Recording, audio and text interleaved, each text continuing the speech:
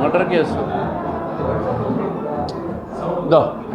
తెలుగుదేశం ప్రభుత్వంలో చంద్రబాబు నాయుడు గారి నాయకత్వంలో శాంతి భద్రతలకు అత్యధిక ప్రాధాన్యత ఇస్తారు.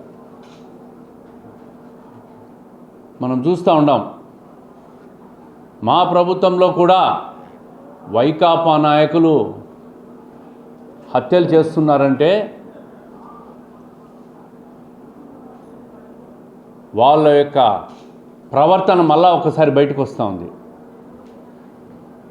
వారం రోజుల కిందట కడప నగరంలో అలంకాన్పల్లికి సంబంధించిన దస్తగిరి అనే వ్యక్తిని నిర్దాక్షిణ్యంగా హత్య చేసి కత్తులతో పొడిస్తే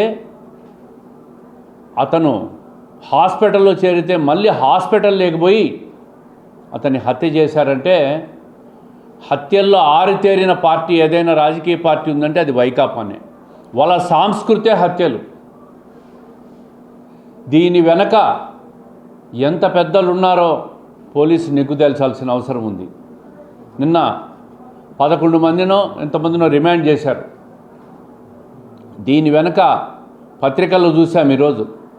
అన్ని పత్రికల్లో కూడా సాక్షి మినహాయిస్తే అన్ని పత్రికల్లో కూడా స్పష్టంగా వైఎస్ఆర్ కాంగ్రెస్ పార్టీ నాయకుల దౌర్జన్యాలు, హత్యాకాండలు స్పష్టంగా పత్రికలన్నీ రాసినాయి.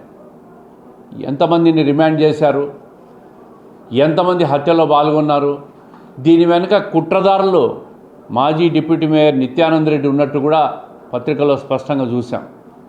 పోలీసులకు కూడా అన్ని రకాల ఆధారాలు దొరికినట్టు కూడా పోలీసు వర్గాల నుంచి కూడా సమాచారం ఉంది. నేను ఈ సందర్భంగా ఏం చెప్తున్నానంటే, గతంలో వైఎస్ఆర్ కాంగ్రెస్ పార్టీ వాళ్ళు గత ప్రభుత్వంలో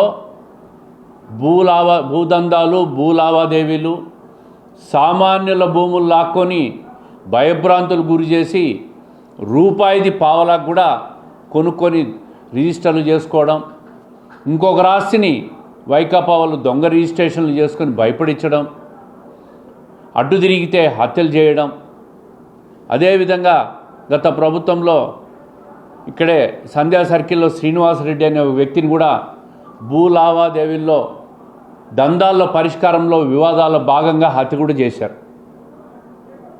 అదేవిధంగా ఈరోజు కూడా అదే భూ లావాదేవీల్లోనే, దందాల్లోనే, భాగ పరిష్కారాల్లోనే తేడాలు వచ్చే ఈ హత్యలు జరిగినట్టు పత్రికల్లో చూసాం. పోలీసులు కూడా అదే విధమైన సమాచారం కూడా ఇస్తూ ఉన్నారు. వైఎస్ఆర్ కాంగ్రెస్ పార్టీ వాళ్ళు ఇటువంటి హత్య సంస్కృతి వాళ్ళు మానుకోవడంలే. గతంలో చూసాం, వివేకానంద రెడ్డిని హత్య చేసి నరాసుర రక్త చరిత్ర అని చెప్పి కూడా చంద్రబాబు నాయుడు గారి మీద రుద్దే ప్రయత్నం కూడా చేశారు. హత్యలు చేయడం, ఇంకొకరి మీద నెపం వేయడం, హత్యల నుంచి తప్పించుకునే దానికి రకరకాల సాంకేతిక పరిజ్ఞానాలు, ఎలిబీలు సృష్టించడం, తప్పించుకొని పోవాలని ప్రయత్నం చేస్తూ ఉంటారు.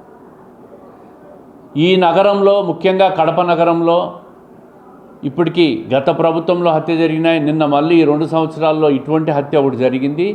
ఇది వైఎస్ఆర్ కాంగ్రెస్ పార్టీ నాయకుల మధ్య ఉన్న భూ వివాదాలు, భూదందాలు బాగా పరిష్కారాల్లో భాగంగానే జరిగినట్టు స్పష్టంగా అర్థమవుతా ఉంది. నగరంలో ఈ ప్రభుత్వం వచ్చినాక మేము స్పష్టంగా చెప్పినాం, ఎటువంటి దౌర్జన్యాలు, రౌడీజాలు, రౌడీ షీటర్లు, భూదందాలు ఇట్లాంటివన్నీ జరగవని. ప్రశాంతంగా ఉన్న నగరాన్ని వీళ్ళు మళ్ళీ హత్యాకాండగా మార్చే ప్రయత్నం చేస్తూ ఉన్నారు. కడప శివార్లలో అయితే అన్ని భూదందాలే 19 నుంచి 24 మధ్య. చాలామంది అమాయకులు భయముతో వాళ్ళ ఆస్తులు వదిలేసుకున్నారు.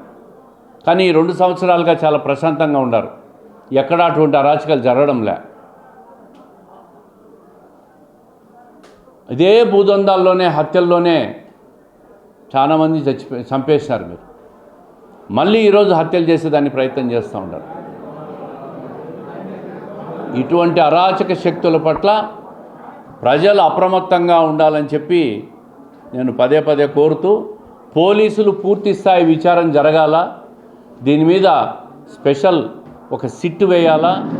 సిట్టు వేసి దీని వెనక ఇంకా ఎవరెవరు ఉన్నారు, ఎంతమంది పెద్దలు ఉన్నారో వాళ్ళందరినీ కూడా బయటికి తీసుకొచ్చి నిగ్గుదేల్చి చట్టపరంగా శిక్షించాలని చెప్పి పోలీసులను కోరుతూ ఉండా. తొందరలో ముఖ్యమంత్రి గారిని కూడా కలిసి ఒక స్పెషల్ టీం పెట్టి దీని మీద పూర్తి స్థాయి ఇన్వెస్టిగేషన్ జరగాలని చెప్పి కోరుతాం.